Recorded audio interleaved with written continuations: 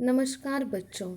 आज हम सीखेंगे घनश्याम अग्रवाल द्वारा लिखित तीसरा पाठ वाह हमदर्द। प्रस्तुत हास्यव्यंग निबंध में लेखक ने दुर्घटना के माध्यम से विनोद की निर्मित की है। हमदर्दी भी कभी कभी कितनी पीड़ादायक बन जाती है, यह बहुत ही सुंदर मार्मिक शब्दों में यहाँ पर दर्शाया गया है। अस्पताल में इलाज के लिए भर्ती हुए मरीज को देखने जाने की परंपरा समाज में प्राचीन काल से चलती आ रही है। इससे मरीज को खुली खुशी भी होती है और कुछ समय के लिए वह उसका कष्ट हट जाता है।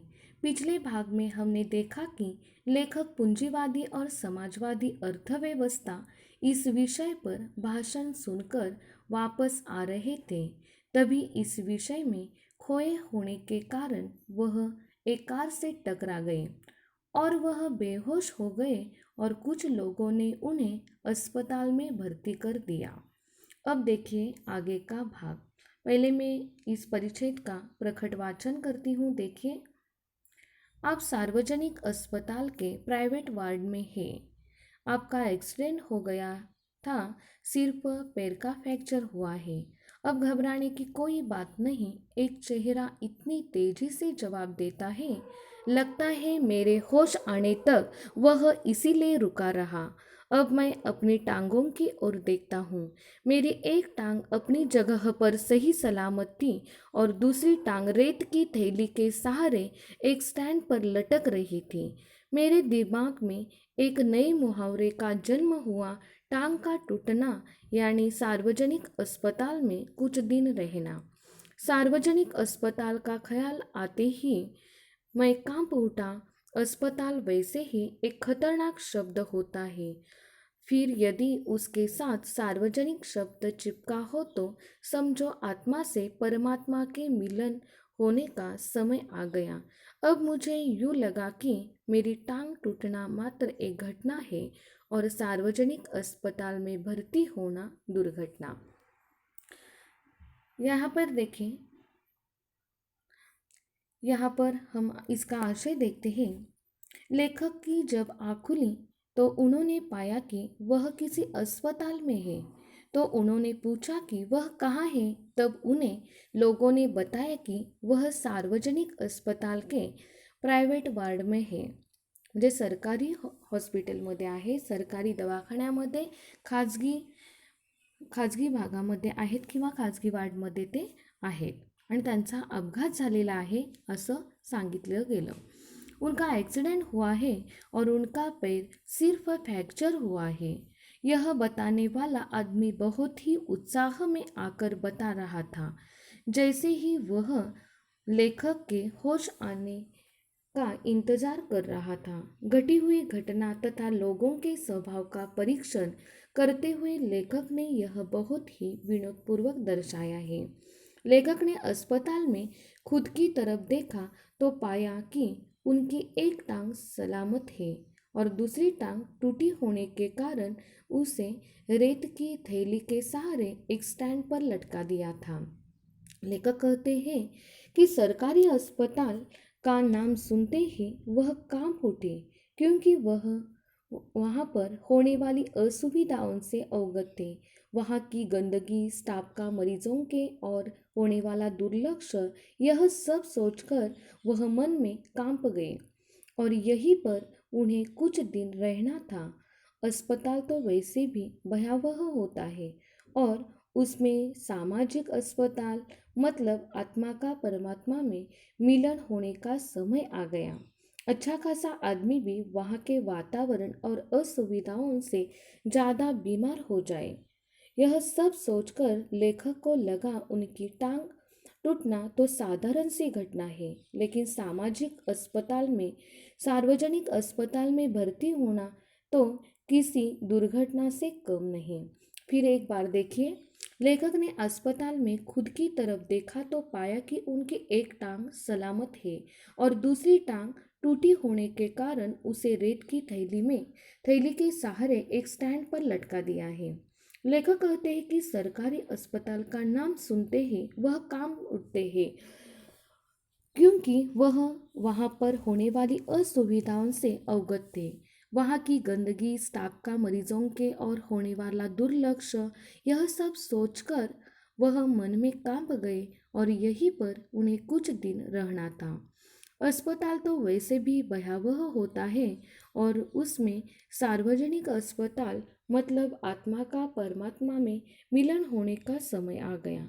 अच्छा खासा आदमी भी वहाँ के वातावरण में और असुविधाओं से ज़्यादा बीमार हो जाए। यह सब सोचकर लेखक को लगा उनकी टांग टूटना साधारण सी बात है, घटना साधारण सी घटना है, लेकिन सार्वजनिक अस्पताल में भर्ती होना तो किसी दुर्घटना से कम नहीं। अब आगे का भाग देखिए। टांग से ज़्यादा फिक्र उन्हें मुझे उन लोगों की हुई जो हमदर्दी जताने मुझसे मिलने आएंगे। ये मिलने जुलने वाले कई बार इतने अधिक आते हैं और कभी कभी इतना परेशान करते हैं कि मरीज का आराम हराम हो जाता है, जिसकी मरीज को खास ज़रूरत होती है। जनरल वार्ड का तो एक नियम होता है कि आप मरीजों को एक निश्चित समय पर आकर ही तकलीफ देना यानी परेशान करना दे सकते हैं, किंतु प्राइवेट वार्ड यह खुला निमंत्रण है कि हे मेरे परिचितों, रिश्तेदारों, मित्रों, आओ, जब जी चाहे आओ, चाहे जितनी देर रुको, समय का कोई बंधन नहीं। अपने सारे बदले लेने का यही वक्त है, बदले का बदला और हमदर्दी की हमदर्दी। मिलने वालों का ख्याल आते ही मुझे लगा कि मेरी दूसरी टांग भी टूट गई। देखिए इसका आशय लेखक क्या बताना चाहते हैं। देखिए, हमदर्दी यानी सहानुभूति। देखिए यहाँ पर विनोद कसा है लेखक ने। टूटी हुई टांग से ज़्यादा अब लेखक को चिंता थी तो उन लोगों की चिंता थी जो उनसे मिलने आने वाले थे। हमदर्दी दिखाने, उनका हालचाल पूछने आने वाले लोगों से वह डरते थे। लेखक कहता है कि अस्पताल में भर्ती लोगों को ज़्यादा ज़रूरत होती है आराम की, जिससे वे जल्दी ठीक हो सके, लेकिन इन मिलने वालों की परेशानी इतनी बढ़ जाती है कि आराम का हराम हो जाता है। और उसमें उसमें भी जनरल वार्ड में भर्ती लोगों से मिलने का निश्चित समय होता है। वह उसी समय में मरीजों को मिलना था। जो भी करना है वह कर सकते हैं, लेकिन प्राइवेट वार्ड में तो ये लोग कभी भी आ जा सकते हैं। लेखक कहता है यह तो खुले आम निमंत्रण के समान है। हे मित्रों, रिश्तेदारों आओ, जब जी चाहे आओ, कितनी देर रुकना है रुको, समय का कोई बंधन नहीं। अपने सारे बदले लेने का यही वक्त है। इस तरह आप अपनी औपचारिकता भी पूरी तरह कर सकते हैं और बदला भी ले सकते हैं। इन सब बातों का ख्याल आते ही लेखक को लगा कि उनकी दूसरी टांग भी टूट गई थी। इतना वह चिंतावह हो गए थे। यहाँ पर लेखक ने बहुत ही अच्छा विनोद कसा है। और फिर एक बार देखिए, टूटी हुई टांग से ज़्यादा लेखक को चिंता थी तो उन लोगों की चिंता थी जो उनसे मिलने आने वाले थे। हमदर्दी दिखाने वाले लोग जो आते हैं, उनका हालचाल पूछने के लिए, मरीजों को देखने के लिए आते हैं। लेखक उनसे ज़्यादा घबराते हैं क्योंकि अस्पताल में भर्ती लोगों को ज़्यादा ज़रूरत होती है आराम की, जिससे वह जल्दी ठीक हो जाए, लेकिन इन मिलने वालों की परेशानी इतनी बढ़ जाती है कि आराम का हराम हो जाता है।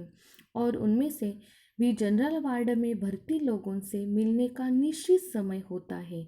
वह उसी समय में मरीजों को मिलना था। जो भी करना है वह कर सकते हैं, लेकिन प्राइवेट वार्ड में तो ये लोग कभी भी आ जा सकते हैं। लेखक कहता है कि यह तो खुले आम निमंत्रण के समान है। हे परिचितों, रिश्तेदारों, मित्रों, आओ, जब जी चाहे आओ, कितनी देर रुकना है रुको, समय का कोई बंधन नहीं। अपने सारे बदले लेने का यही वक्त है। इस तरह आप अपनी औपचारिकता भी पूरी कर सकते हैं और बदला भी ले सकते हैं। इन सब बातों का ख्याल आते ही लेखक को लगा कि उनकी दूसरी टांग भी टूट गई है। इतना वह चिंतावह हो गए थे। आज हमने जो परिच्छेद देखे हैं उनका आशय देखा है, उनका आशय सविस्तर हमने देखा है। इस पर आधारित मैंने एक स्वाध्याय दिया है, वह स्वाध्याय आपको छुड़ाना है और आपके जो एडमिन है उनके नंबर पर आपको सेंड करना है।